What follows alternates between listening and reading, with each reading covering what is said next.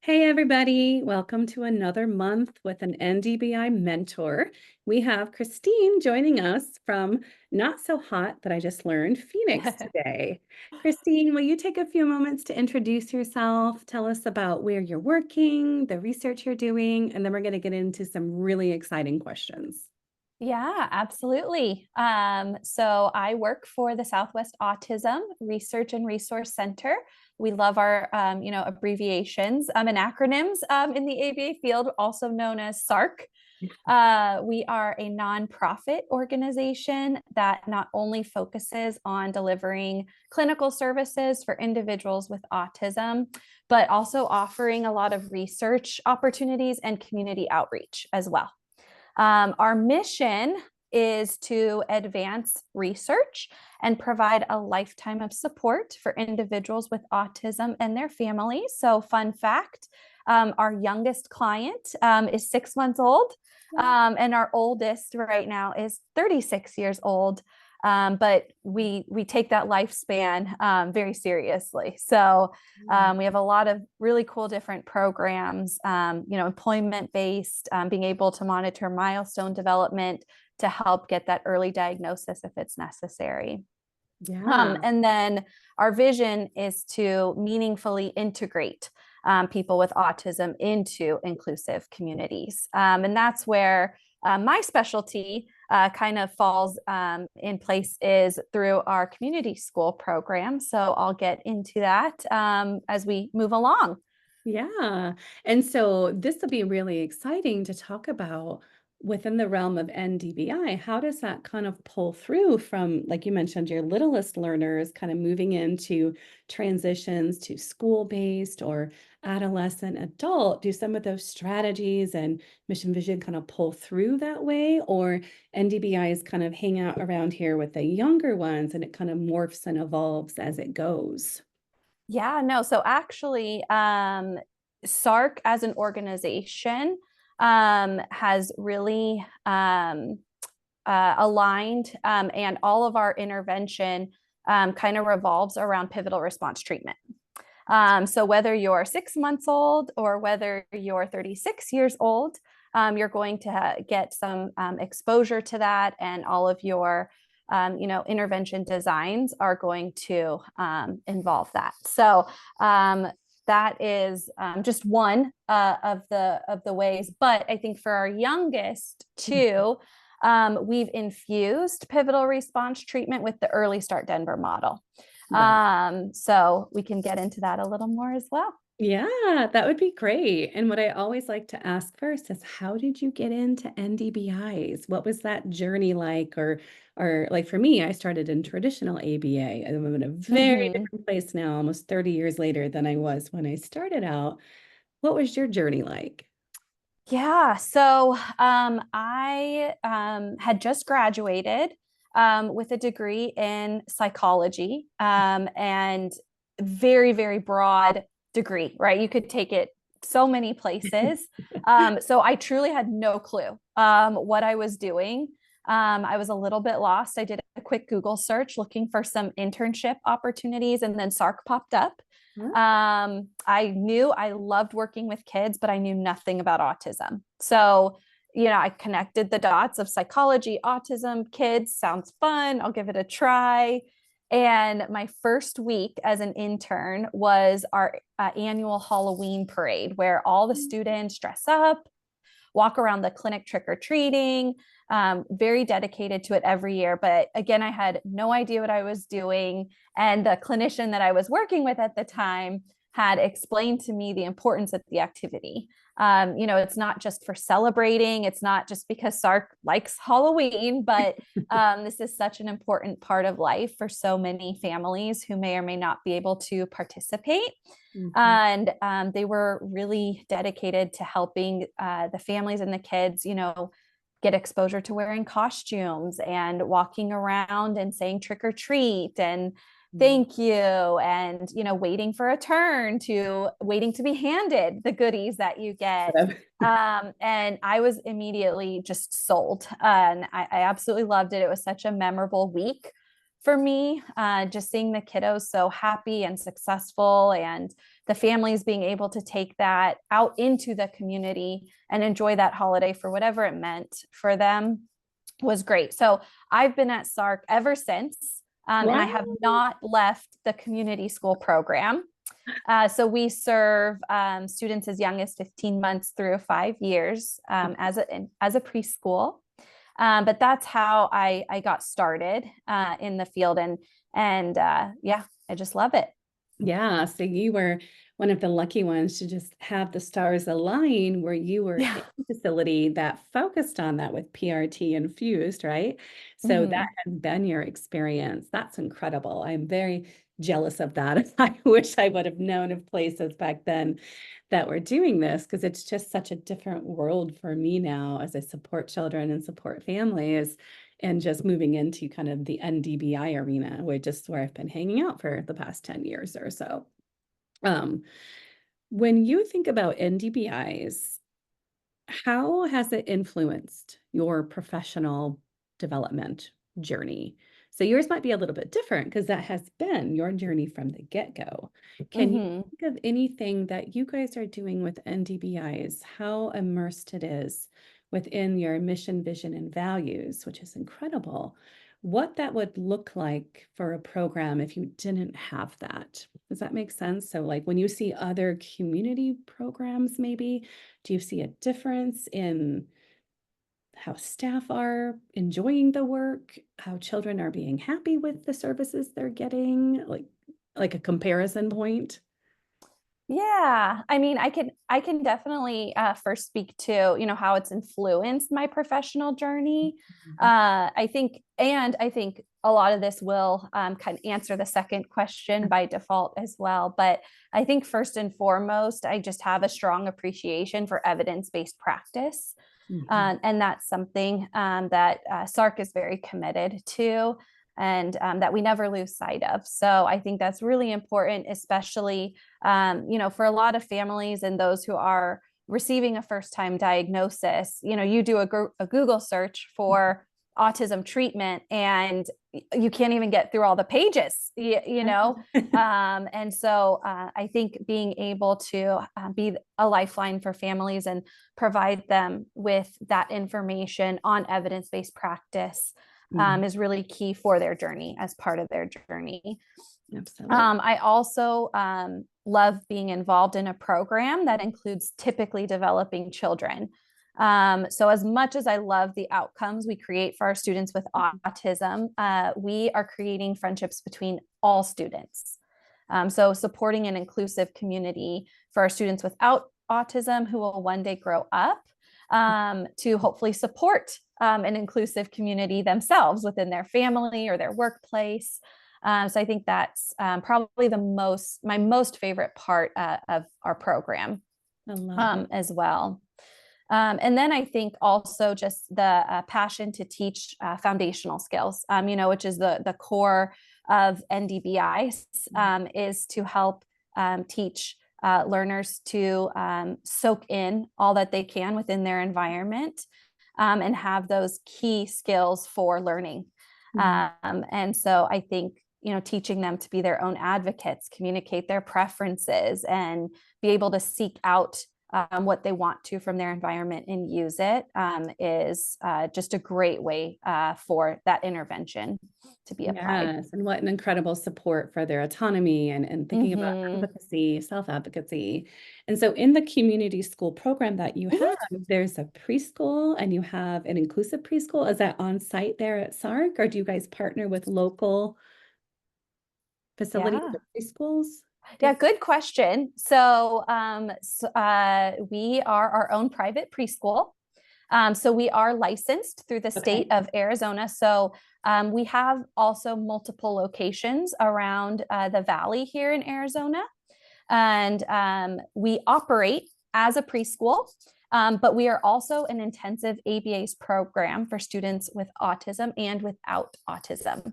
So, Okay. our typically developing peers are attending to access the preschool model, while our students with autism are not only attending for the preschool model, but also to receive that intensive treatment. Our model, the community school model, is rooted in pivotal response treatment. That was brought over from our CEO, Daniel Openden, who has extensive training in PRT. And what we realized very quickly with the age that we serve is that being trained and versed in PRT doesn't automatically give you a training and skill set on how to run an inclusive preschool that Yeah. utilizes naturalistic teaching like PRT. Yeah. So what we did was we designed and developed a model loosely based on a lab school at Emory University Oh, called the wonderful. Walden model.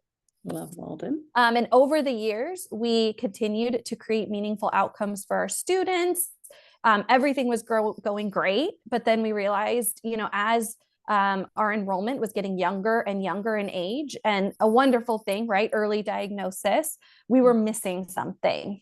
Mm. And so that's when we decided to infuse Early Start Denver model there into our school. So that came from our chief clinical officer, Rachel Anderson. She sought out her certification, brought me along into that journey. And so now we've infused it together into our preschool program. Great. And have you seen a big difference with that with the younger children, kind of bringing in some of the ESTM techniques? PRT is so infused within ESTM. So kind of some of the nuances of the ESDM, I think, are really helpful. And I love the group ESDM research that's coming out with some of their settings. So I'm not sure if you guys would be infusing group ESDM or if it's just ESDM principles within the preschool setting. Yeah. No, I remember very early on in my career going back and talking about the impact of having Early Start Denver model in our program.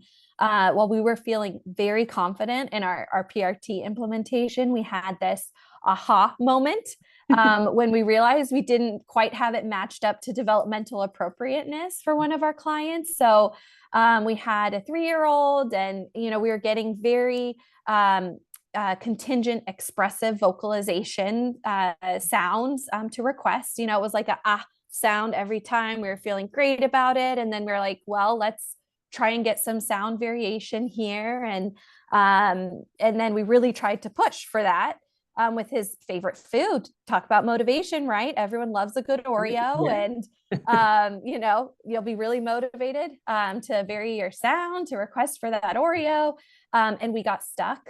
And then he stopped wanting the Oreo. And then we realized we're missing these foundational skills. We're missing the prerequisites. And that's really where Early Start kind of saved us there. Is we needed those foundational skills for our learners. And starting, we can weave Early Start Denver model into any age group, just kind of depending on the development skill set where they're at. But really for our very young language learners and our 15-month-old to like 1.5-year-old or early 2 age group, we've just seen tremendous outcomes as they continue their journey with us. And we're able to tackle, the generalization component. We don't need to teach discrete skills. We're not finding the splintered or fractured skill set more. We're kind of covering all those bases. So that's been tremendous. Yeah. Do you have any examples? I love to hear that tremendous progress and the outcomes because that's the same thing that I encounter when I support children. It's just rapid with how fast everything seems to fall into place, which I know is not very scientifically described. Do you have examples of outcomes that you guys are kind of tracking over time with engagement or communication, interactions or social communication? Oh man. We've gone back and forth on a lot of different things. Much. A couple of things that and we are hoping to one day also gather a bunch of research and actually publish it, but that's probably farther down the line. Yeah. I would say one of the bigger assessments that we do is called the preschool language scale assessment. Uh-huh. So we do that for all of our students right at the onset of treatment, and that kind of follows them until discharge. And I think that kind of speaks volumes Mhm. to the progress. So we had a couple of students, and at this point, it's becoming handfuls of students over the years that start with a comprehension and expressive language level, between 4 and 6 months. And after 10 or 11 months of treatment, they've doubled their age. Wow. So they're now, right under age equivalence, but they are surpassing time in regards to the progress that they've made. So now they've bumped up, in 10 and or 11 months, they've gained 20 or 21 months of comprehension and expressive communication skills. So we're seeing that more and more now that we have made that adjustment to incorporate Early Start Denver model. That's incredible. The kiddos that come into the preschool program, are they learning from the group instruction and then there's some one-on-one, or is it like a hybrid approach where they get a little bit of both? Yeah, good question. Within the context of our preschool model, that's 20 hours a week. Okay. That is in a 4-to-1 service delivery model. Okay. So for every 4 students, there is one clinician. In the classroom, we have up to 16 children in Okay. each classroom. 6 of those children have a diagnosis of autism, and the other children do not have a diagnosis of autism. And in a traditional preschool model, you might see like one lead teacher with one assistant. Mhm. So we're different. We have a designated clinician within each zone of our classroom. Yes. So our classroom setup is unique. We have 2 main sides of the classroom, one that's a more structured side, and then one that's more unstructured. Okay. And then within each side of the classroom, it's split into designated zones. And each zone has its own unique goal and purpose. So one of those, for example, I think one of the more popular ones that everyone can relate to is circle time. Yeah. Yeah, circle time, a great large group activity. We sing, we read books. But back to your initial question, we have one clinician who's running the circle time activity. So they're in front of the group of kids, they're singing, they're reading. We would expect all of our learners to be attending to that clinician running the activity and gaining, the skills and their learning opportunities incorporated within that activity. So the lead clinician who's running the activity is responsible for running the show. They're providing varied opportunities for learning, passing out materials. So some great social opportunities. Maybe it's a shape book. So they get exposure to different shapes or colors of the shapes, some motor imitation. So responding to instructions. And this is where another unique part of our program comes into play. So the clinician who's leading circle time is having one unique interaction with each learner per minute. That's called our contact model. And they are being contingent on those learning opportunities. So I think in a more traditional preschool model, you get what you get sometimes, right? But they will provide and support that contingency there to support that learning opportunity that they've set up and facilitated. And so that's a little bit about, circle time and an example of how our model runs. Yeah, and I love it. I'm envisioning quadrants, like very Yes.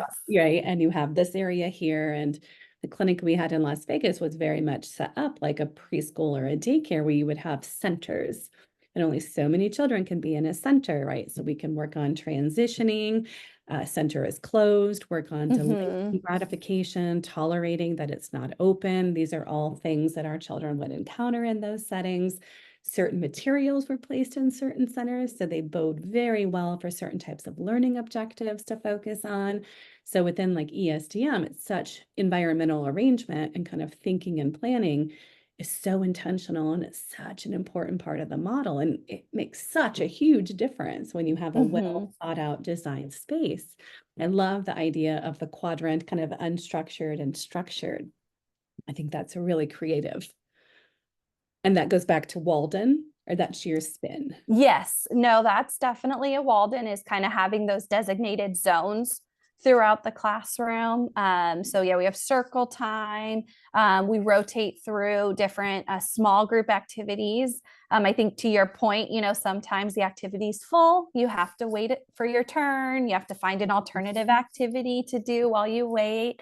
Then we have a great playground space for recess. They eat lunch and snack together. Great opportunities for some social conversations.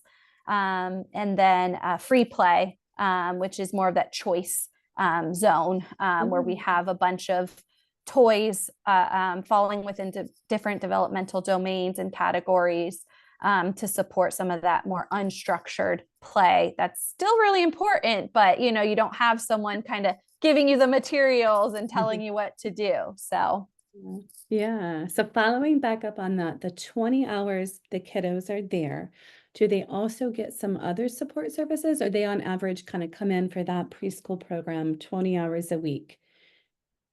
Or is there more?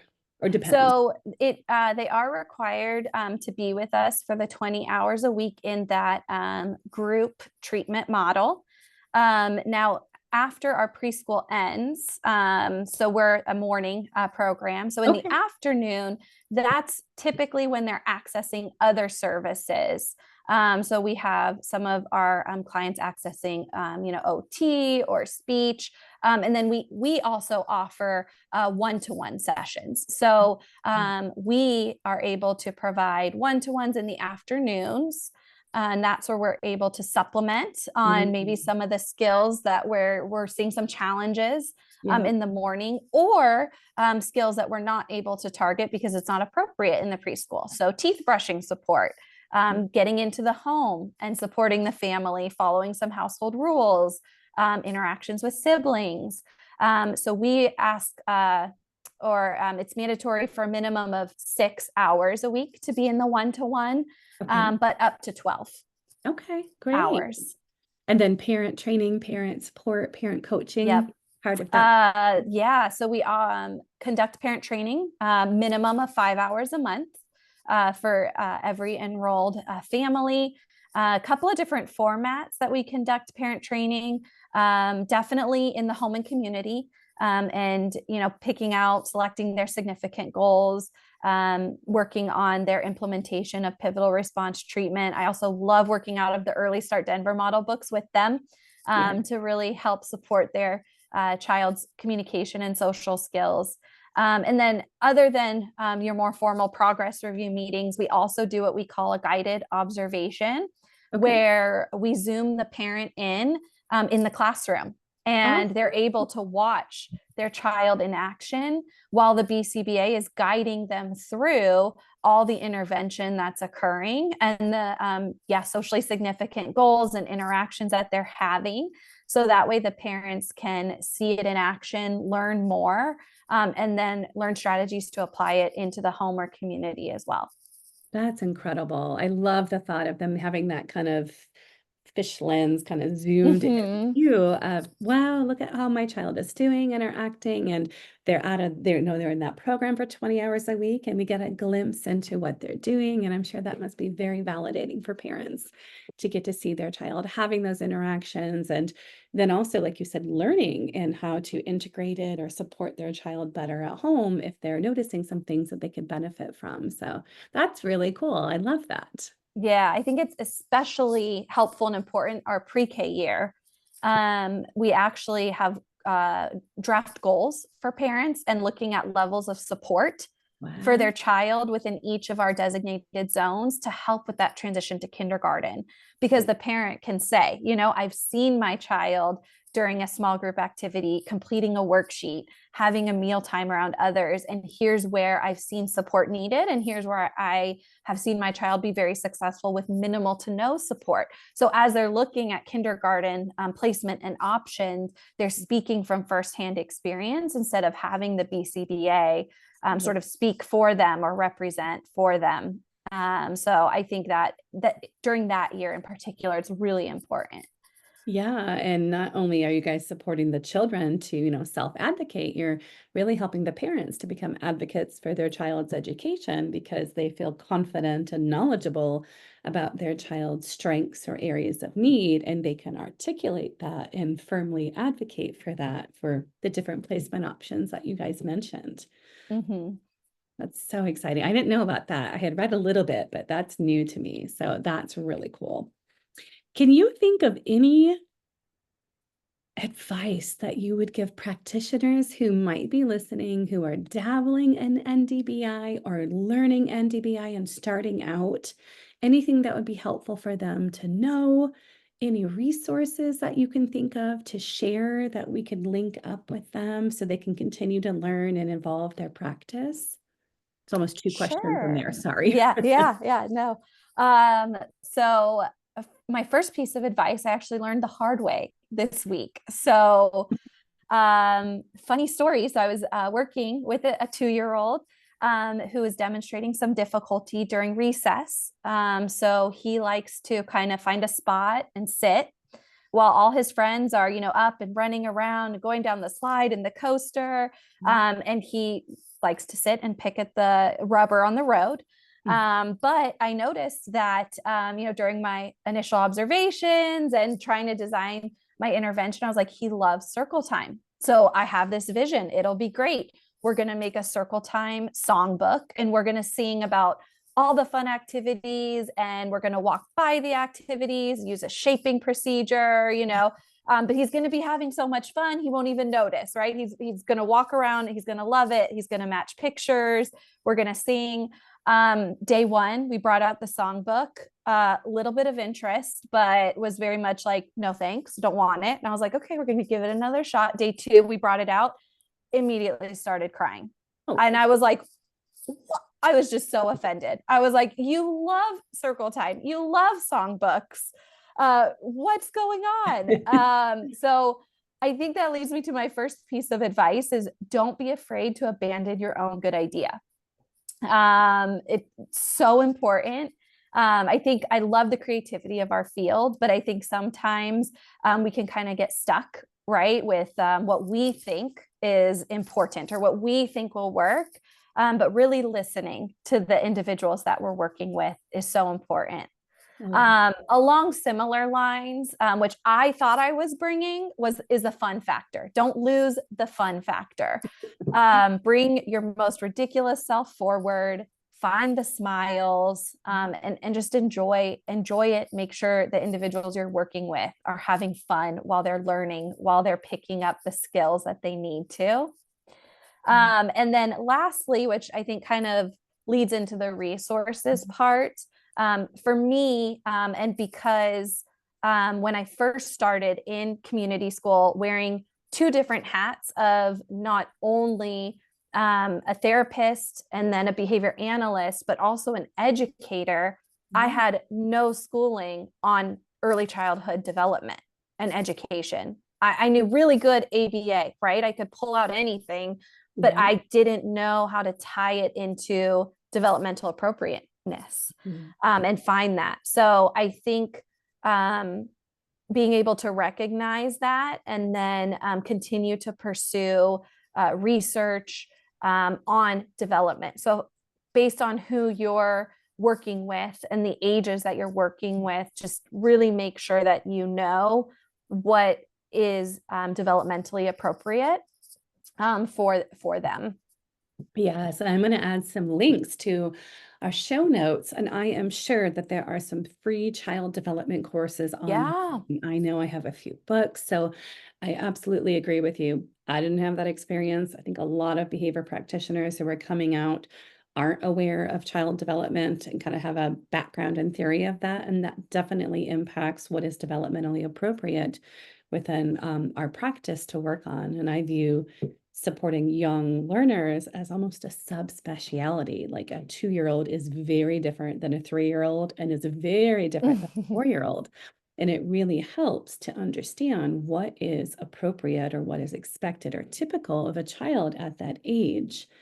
And there was a great article, I'm going to link to this, that just came out about neurotypical behaviors at different age ranges. And it really kind of highlighted for me some of the goals that we are writing, near zero occurrences of tantrums for a 2-year-old, that's not developmentally appropriate, right? They should be having tantrums. We would expect them to have that at that point of their life as they're becoming more independent and identifying their own interests and using the power of their voice.